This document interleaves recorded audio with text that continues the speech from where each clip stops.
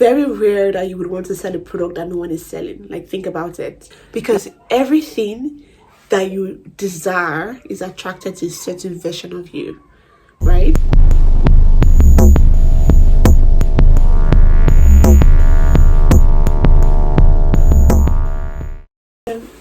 So I cannot believe like things should like naturally evolve, and I think one of the things that even helped me to like embrace the journey of growth and the process it takes to build great things was the story about Nike, and how like the shoe literally started because he was reselling another brand's product, and how he organically grew due to their clients' demands and creativity and everything that they had access to.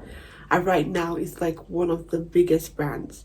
So most people want to start out, and they want to start out as Nike, thinking that, okay, so I need to figure out my brand name, my brand colors, have everything intact, nothing will change, I'll just be like, oh yeah, come out and be big and all of that. And I'm just like, that's not how it works.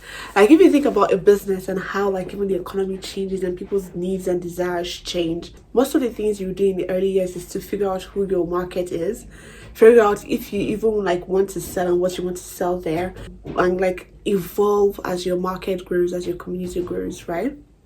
So I feel that a lot of people focus on the wrong stuff. A lot of people focus on, like even when I was starting, I was focusing on the what rather than the who. And I know we all see that and just feels so cliche, like, yeah, whatever. It's very rare that you would want to sell a product that no one is selling. Like, think about it. Except you want to start building like a new technology that no one has heard before. Most likely what you're going to sell is going to be something that someone else is already selling. And just like from me doing like research and just understanding some people, I figured that most people buy due to emotional reasons, right? Most people buy because they love the person who's selling it and they feel connected to that person, and so, or what the brand represents to them and all of that stuff. So for the first few years of business, I feel like what most people should focus on is your story, like why you're selling what you're selling, and be able to make sure that people are able to connect to your why. Because trust me, someone will probably sell a sheet of tissue paper for like 250k, and people will buy because they like the person and they believe what the person is doing, or the story makes sense. Or I know that's like exaggerated, but if you go to TikTok, you probably get what I'm saying. So once you have a community of people who love your brand, by your brand I don't mean like your logo or your name or all the things that we focus on initially, who love the story, who understand why you're doing what you're doing and feel connected to that cause, people who can relate to you, relate to your flaws, relate to the frustrations you're having. Once you're able to build a solid community, then I feel like you've mastered your brand, like to a certain extent. So I follow a certain person on Instagram, I can't remember her name, but she makes like bridal gowns, and she changed her brand name years ago. She had clients already, she had customers, she had an Instagram page, but she still changed her brand name, and it didn't affect her business. In fact, her business grew more. So I know that getting the right name feels important right now, and figuring out how to sell what to sell feels important. But personally, based on my experience, not that I have mastered it or not that I've done a good job at it, is I feel like a brand is the story and what it represents to people, and being able to figure that out early would really help you. Secondly is being able to create a community that organically grows with you. And I know that most people want to figure out everything before they start, but I'll say that people love to see how you grow. People will love to be part of a journey. They love to own a story.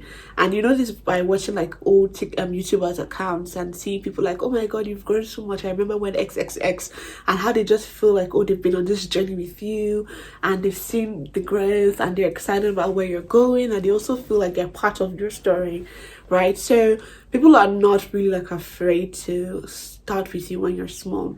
But as long as they can relate to what you're doing, and as long as it inspires them in one way or the other, then you will have a successful business as long as you keep pushing, right?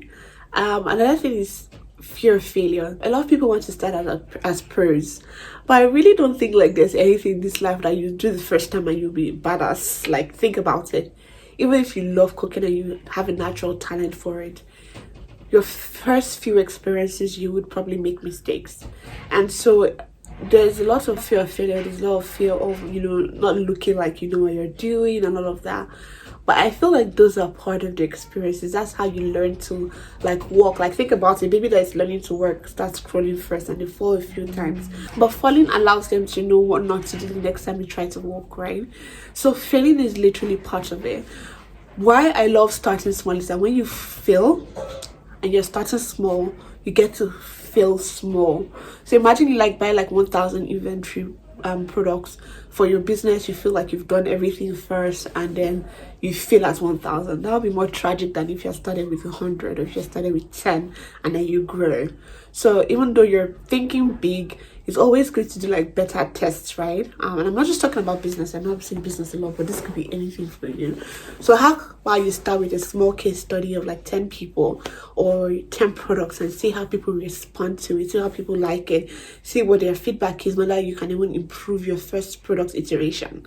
And then based on that review or feedback, you can now like go higher and do like 100 or do like 1,000 because you've tested 10 and 10 works really well.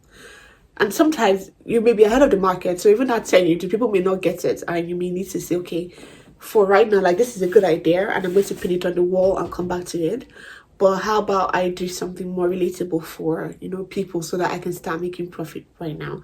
And by the time people catch up with my idea, I have enough funds to push it and go smoothly without without being stranded for cash or without feeling like, oh, I could have done XYZ. But the most important thing I feel like you can do is to work on your mindset. What are the places in your life that you feel a resistance to, like naturally? I'm going to give you an example. So the first time I would tell people about what I did in my business, it felt awkward, it felt unnatural, it felt like, oh my god, I'm writing an exam, I don't know what to say. That was one of the parts of resistance, right? And there were others. So what are you not comfortable with, and how can you improve yourself? How can you grow comfortable in your skin, and how can you improve your skill, right? So that's what you should focus on.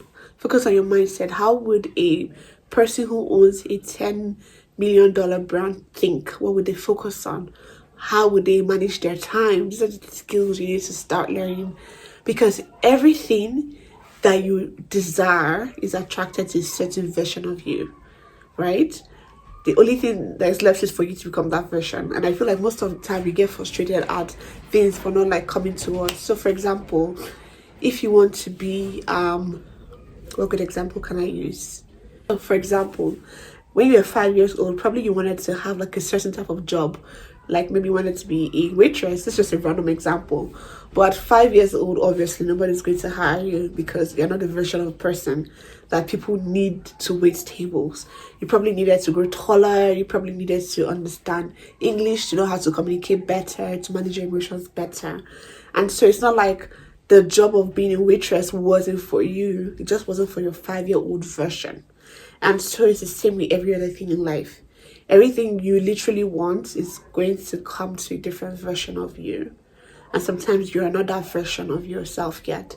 And so I would say that one of the things that you should really focus on is improving yourself, improving the way you see life, improving what you think is not possible for you, right? A lot of us think that we can't do X, X, Y, Z because of something that happened before. But what if it was possible for you to get it? And I feel like one of the first things you should say to yourself that it's possible for you, like that everything is possible for you. I feel like that's the first thing you should even do. Like, I can create a $10 million US dollar company. I can create a $1 billion US dollar company. I can create a community where people love themselves. It starts with you saying I can, even when it feels like you can't, and asking yourself, for me to do this, what are the skills I need to learn? How do I need to think? How do I need to spot opportunities? What opportunities are even there for me? Because right now, everything you need to be the person that you are is right here, like in this realm. There is a grant that you write that will give you the money you need. It is available right now. Just that you can't spot it because you can't see this kind of things yet. So work on the way you think and the way you perceive life, and work on what you think is possible for you, and just keep growing. Start now, don't put it off. Start now, make the mistakes you need to make now, learn from them, put in structures and processes in place so that by the time you're there, you're not struggling to juggle like a lot of balls. Business is a lot of things, to be honest. So yeah, I hope this helps somebody. If it doesn't, still like the video and follow me. I'll find you. I'm joking. Yeah, I'll find you. Okay, yeah, all right, have a great day.